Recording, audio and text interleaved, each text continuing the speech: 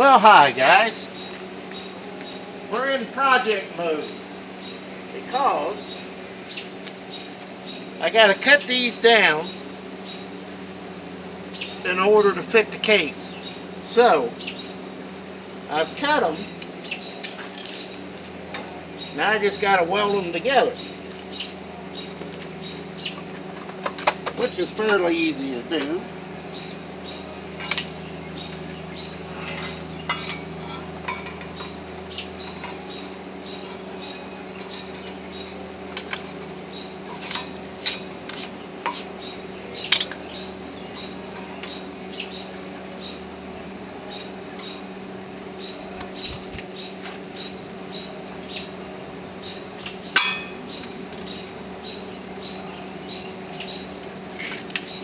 Inches.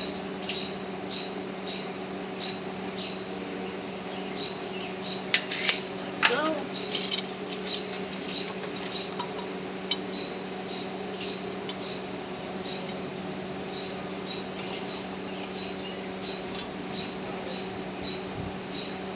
looking good. And we weld. Just remember, don't look at the weld.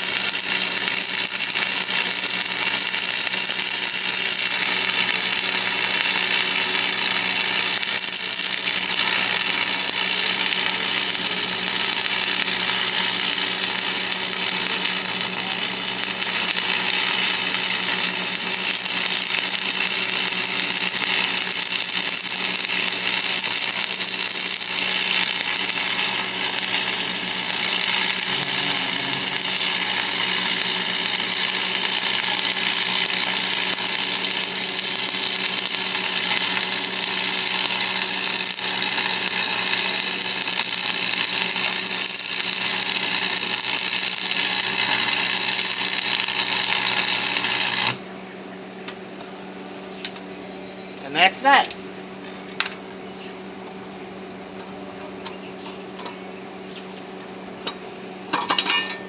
As I've said many times, I'm not a welder. Don't claim to be.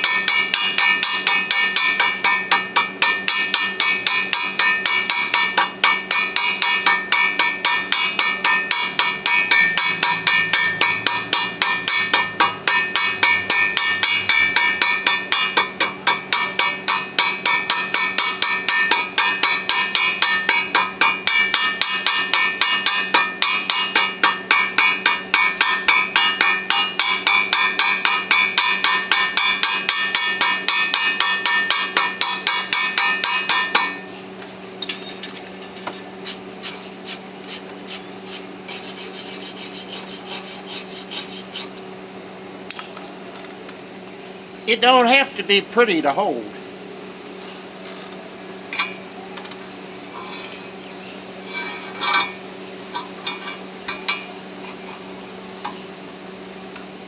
Just as long as it holds. You know what I'm saying?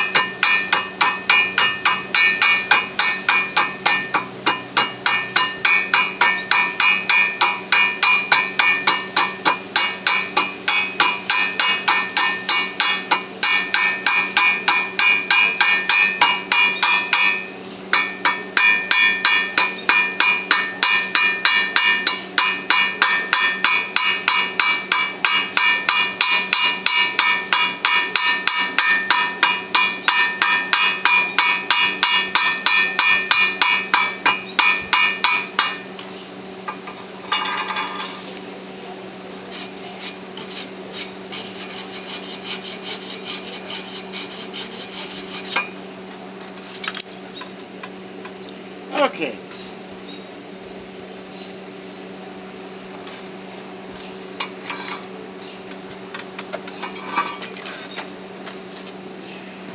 As you can see, there's plenty of weld. Now I gotta let this cool off a little bit before I can think about putting it on. So,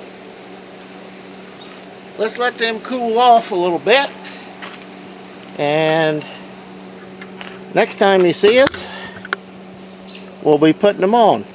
So hang on guys, I'll be back shortly. Okay guys, it's been about a half hour. Now I got to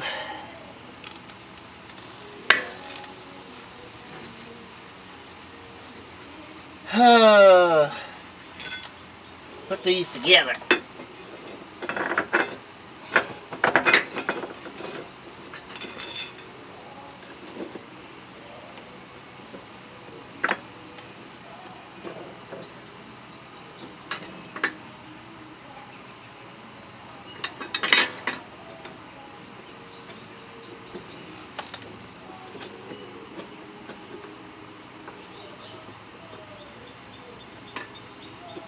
What the devil?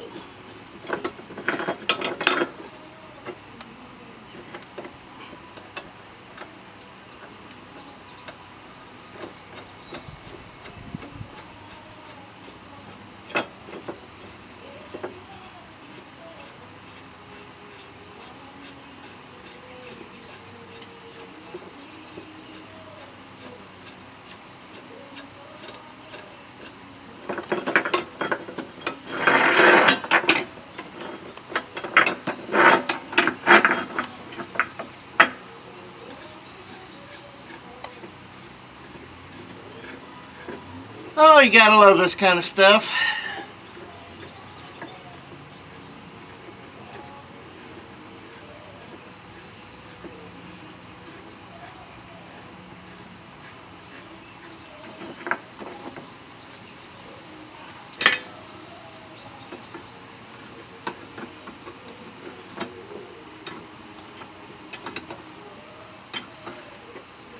Not my favorite way to attach tools, but it works.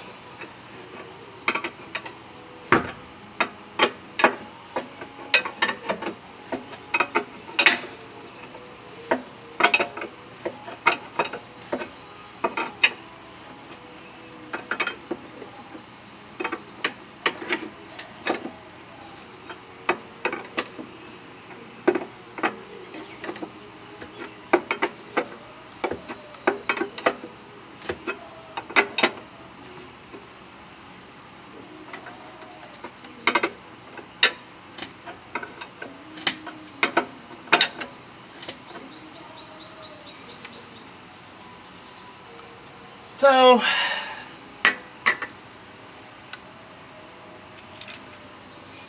you can see how this goes, very slowly.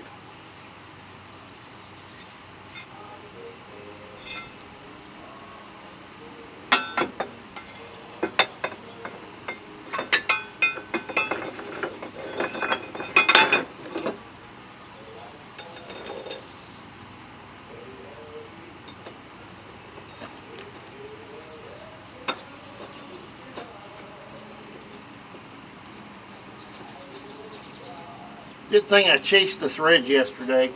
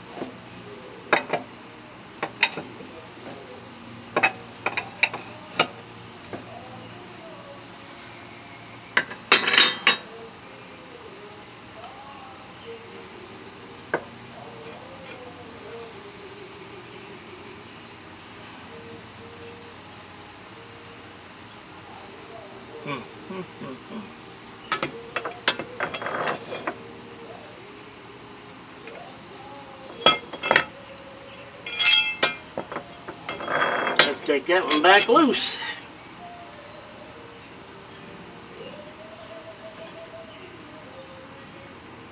Put it on the wrong side of the loop.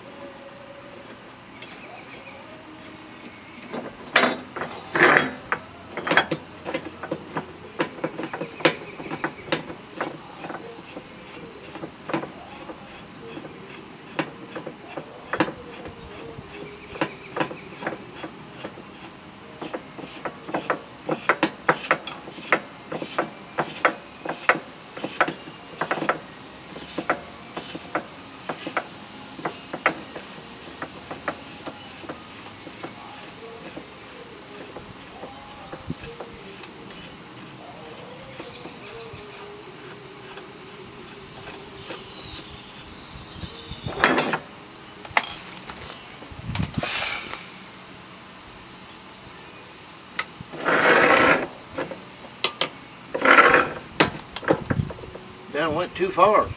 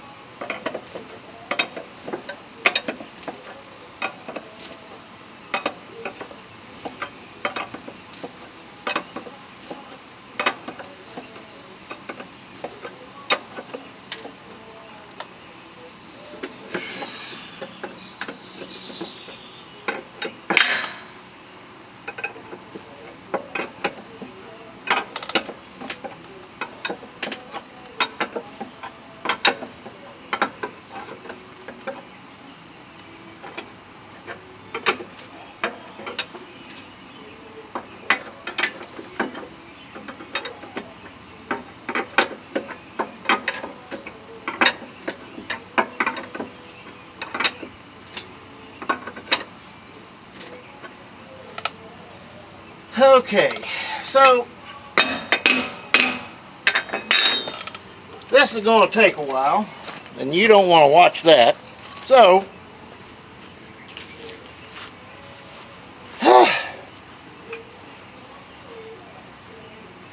let me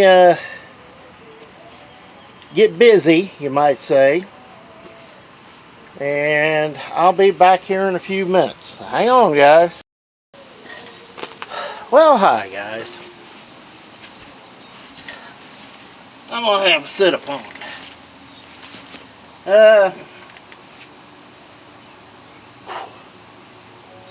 After an hour and a half of tightening those up, I think they're snug. But I'll find out the first time I go to the field, see if it loosens up any.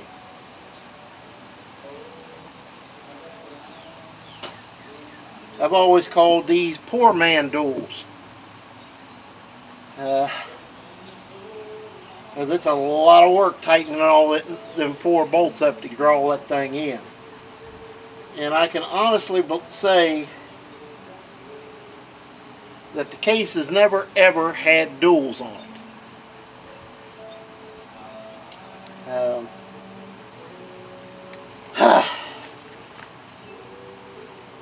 Yeah.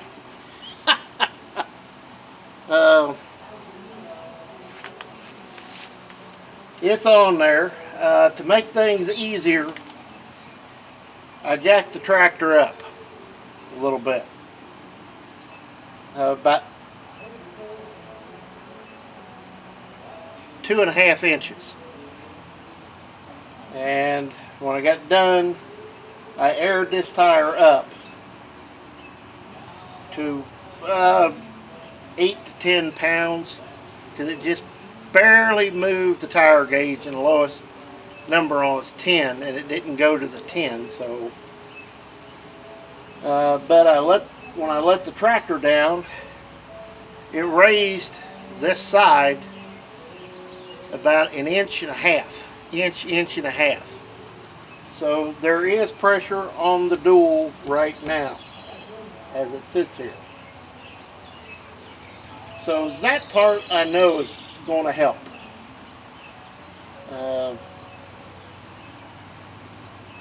When I had this tractor hauled in,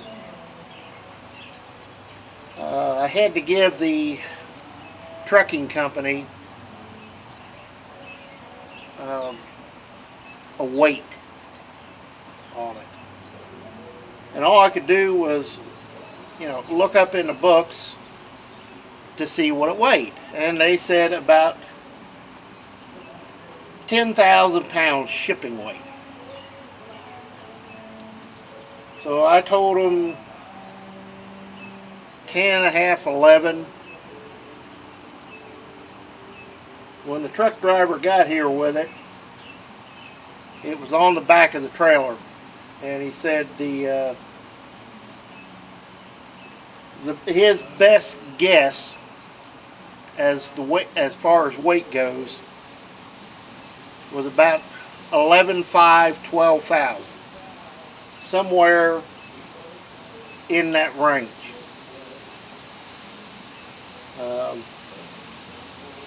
By whatever, there was 4 things on the trailer that he was delivering. Mine was the last, and it was about 12,000. 11,500, 12,000. So these are going to help a bunch.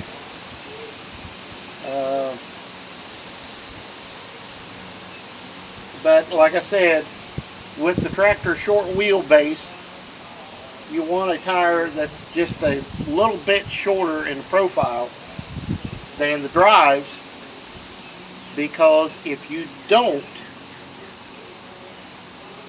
you can stand on the brake and it's not going to turn because there's too much wheel. You know, you've got, we'll find out. We'll measure it.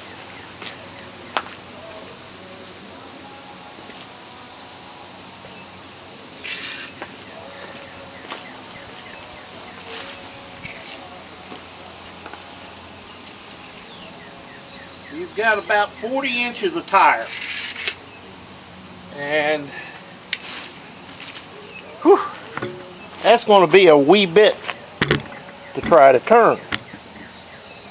So I just soon have this little bit shorter of a tire on it for this reason.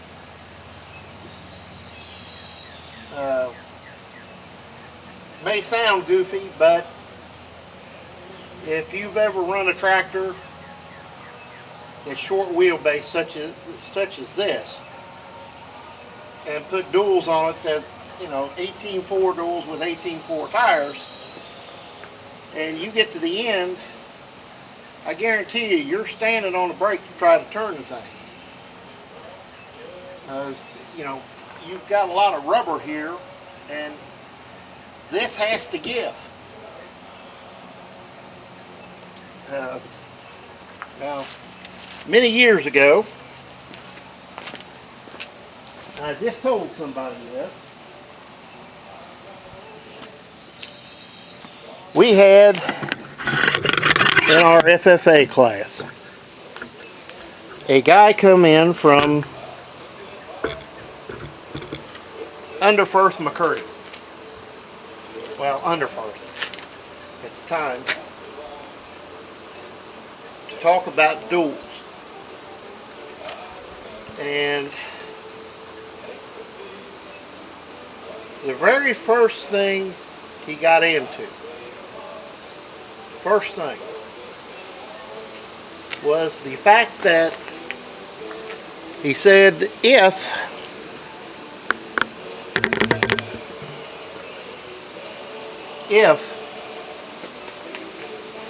you're putting duals on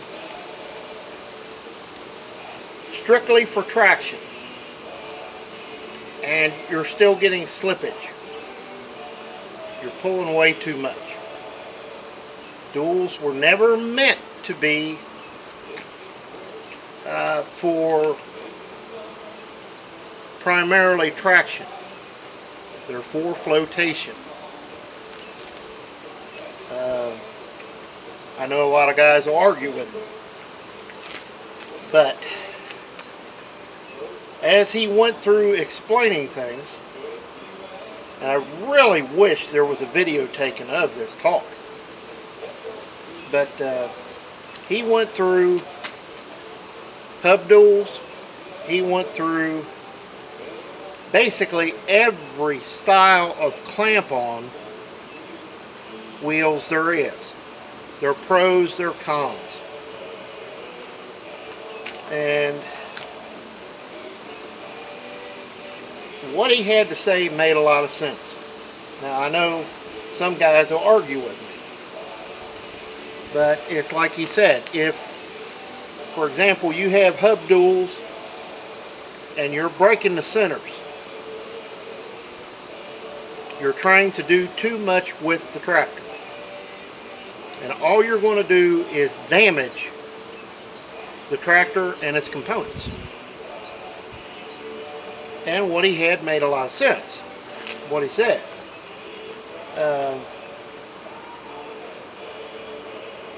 The problem with hub duals, and he freely admitted this, is that 90% of hub duals, the dish of the wheel is put all the way to where it's sticking out past the tire, more than anything else. So you have a lot of force being exerted on that wheel trying to go like this, and that's what tears them up.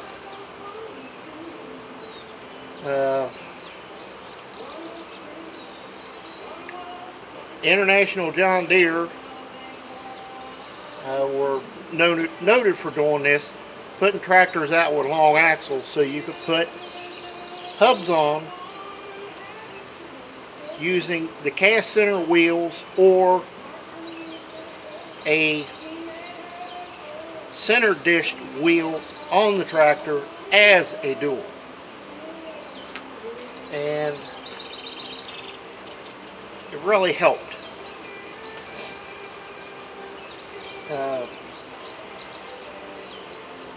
The set I have for my 1550 that are T-rails, but they have the binder style hookup. Those are easy to put on. In fact, I did a video on it, and in 10 minutes I got both of them on. So, you know, that's a huge difference over these. Probably help if this tractor had duals put on it at some time in its past, but it never did. I can guarantee you it never did.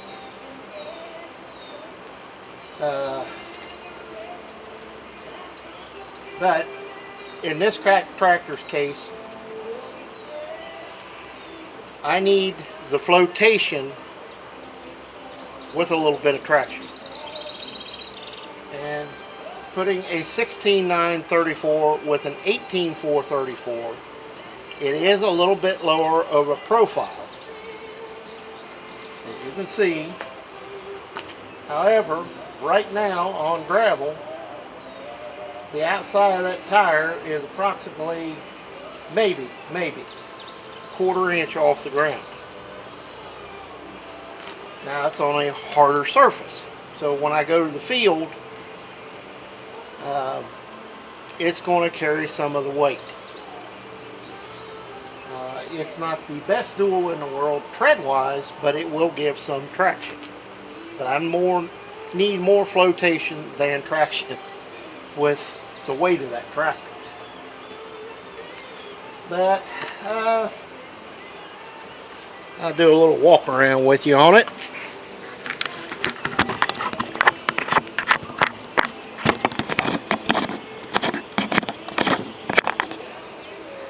Now, like I said, Bertha has a big butt now. And there's no flat getting around that. She's big.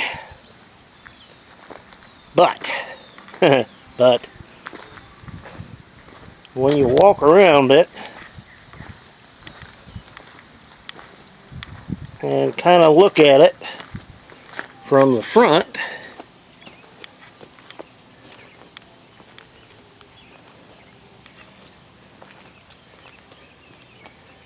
it's a wee bit of a funny looking tractor.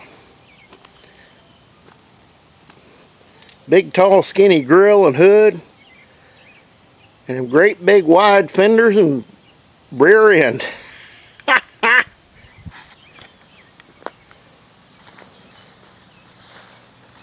But I guarantee you, she's a hard cat to clean up after. She'll pull. I mean, she will flat pull. And don't think it won't. And according to the sales brochures I have on this tractor, this is considered a 6-plow tractor. Whereas the newer 930s, built the year after this, with the new style rear end, which is an 8-speed, whereas this is 6-speed, and it is a chain-driven tractor. It's like 100 or 120 link roller chain. So therefore, I doubt if you can see it, but the bolts that hold the axle on, you can loosen them and slide the axle back to tighten that drive chain. Believe that or not. But like I say, when this tractor was built, it was considered a 6-plow tractor. That's what they advertised it as. But at any rate, guys, I'm calling it a day. It's about 5 o'clock now. I'm tired, I'm sore, and I'm burnt up. This other one I'll have to Monday, or maybe tomorrow, depending. Whatever day I do it, I am going to have to turn it around, point in the other direction so I can get the torch to it, to heat the nuts up so I don't have to take the studs out. So, and then it'll be cut those 4 J bolts, cut and weld them, and have those ready to go on. And hopefully I can just literally take those, heat the nuts, take them off, leave the studs in, and just put the eyes on them, or the eye nuts, correct pronunciation.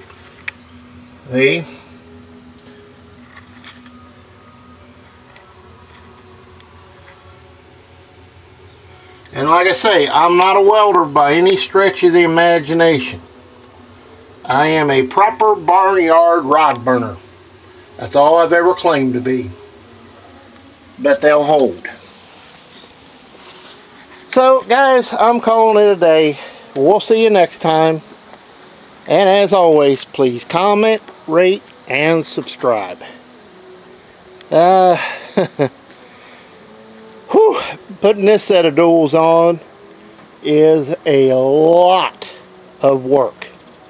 So we'll see you next time, guys.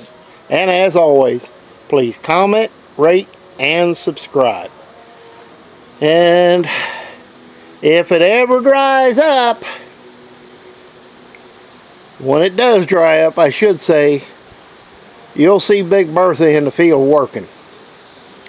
Unless something just drastically goes sideways. We'll see you next time, guys.